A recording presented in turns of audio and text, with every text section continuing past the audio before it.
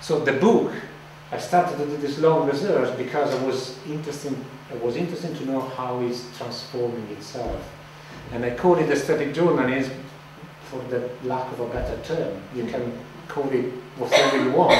Some of them they will call it journalistic art, some of them will call it in Spain there was a philosopher in the 60s, I've been told, he pushed this idea of the what was called the rational poetry, for instance, which seems quite an oxymoron. Rational poetry it doesn't stay together, but it's basically the same thing. So bringing in kind of a factual element, important element, social, political element, through a poetic approach. It can be an aesthetic approach, it could be something else, but that's where it becomes effective somehow. Yeah, that's to reply to your question. Wie durft er een vraag in het Engels te stellen? Gewoon proberen.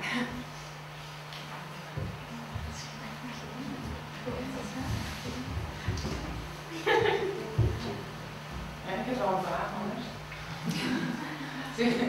Do you think every documentary is a piece of art, or do you think there's a difference between an art documentary and a journalistic documentary? Well, that depends on the degree of I would say it depends on the degree of transparency that there is in the artist. Yeah. And by transparency I mean one of the strategies that the artist has when he's doing a documentary that is not a straight coded documentary, the traditional documentary, is actually to bring herself or himself in the picture, for instance. So when you make your position transparent to some extent, you don't have to be in the picture. You can use, subtitles that change the meaning throughout the film, for instance, that they slightly change the context as you go ahead.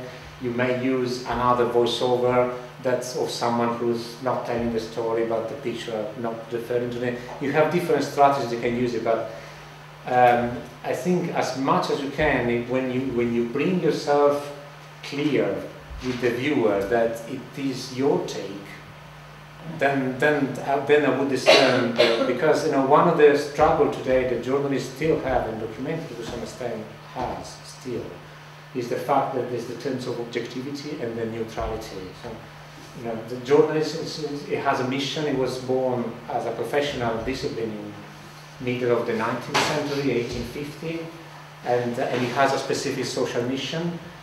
Because it was meant to denounce actually the injustice and the abuse and the situation of people who were not so represented somehow in society, were invisible. And then as he went ahead, he has more and more a power structure. So it's always at odds with his own power. If you are a journalist, you have a huge power today in society. So how you combine this neutrality, objectivity element with the power that you can use actually as a journalist. That's why I think to bring into this subjectivity and to denounce yourself in the picture, metaphorically or physically, that's something that I would appreciate more in journalism. But also in art, actually. Funnily enough, there is a lot of artists embracing the documentary and the journalistic approach, and, for instance, cutting off the questions.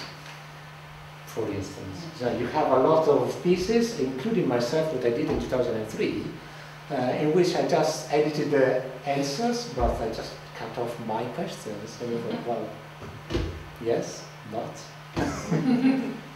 But how does this relate to new journalism? I mean, new journalism, in which the subject is involved. It was an attempt, which is still an attempt. It's really, really important, I think. Tom Wolfe in America, for instance, was the one. He was the one actually not bothering to express himself in a neutral way, but in a very personal way.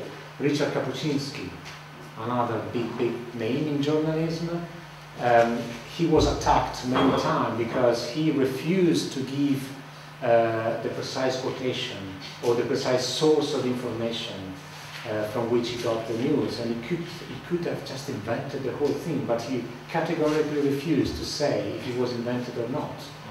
And he presented this one in a journalistic report. So obviously this has caused a lot of problem because journalism is a very strictly coded system.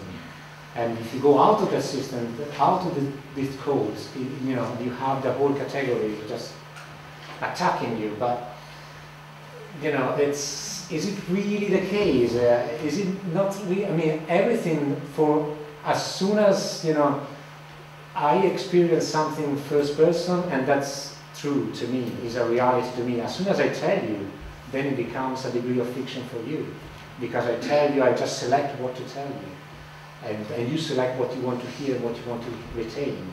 So that's always this kind of a idea that is. But then journalism uses the system on which art was built, in a way.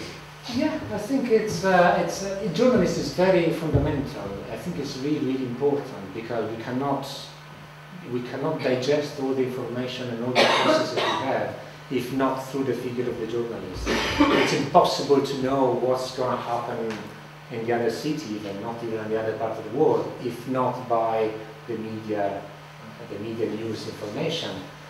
What I would like to know is if it is possible, by applying different sort of aesthetic, even artistic element, train the reader and the viewer to ask their own questions rather than either refusing what is reading on the paper or accepting it. Is it possible to inspire the doubt about what you're reading all the time? I think it's a matter of keeping our history in suspension, so to speak. So not having the history as a given, but making history as we go in a state of suspension, because it's really the case, I would say. So I know that with journalists this one is a big deal. There's no way.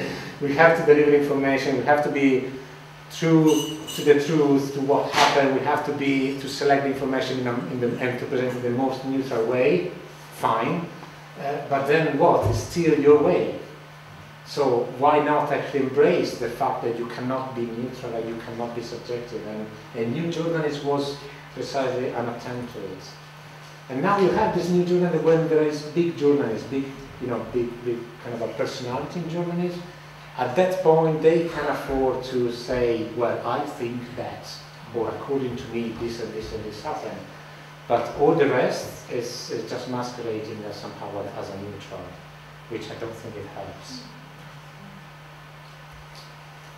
The documentary Reality also a piece of aesthetic journalism? Actually, yes. That's a good example, I think. Or surplus? Well, that's exaggeration somehow. It's everything, basically. But I think it's a good approach, that one.